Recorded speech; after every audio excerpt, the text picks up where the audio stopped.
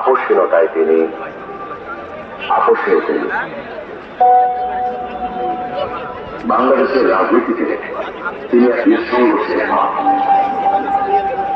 দেশের সৈন্য শাসনের বিরুদ্ধে সত্য রাজনীতিতে এসে তিনি গণতন্ত্রের প্রশ্নে অবিস্মরণীয় ভূমিকা রেখে ঘোষিত হলেন আপোষহীন নেতৃত্বে।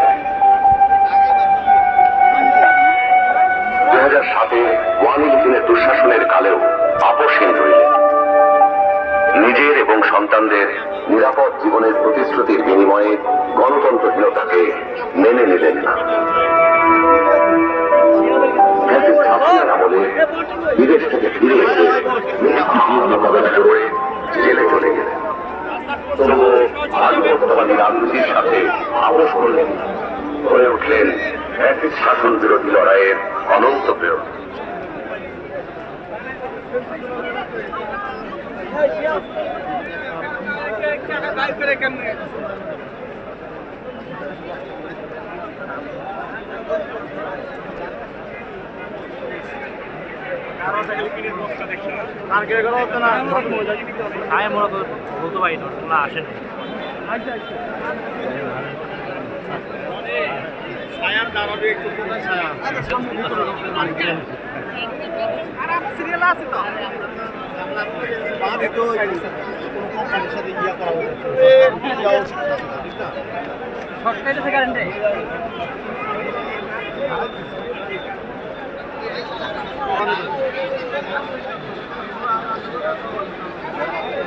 কিন্তু কোচ বলে 13 জন হচ্ছে।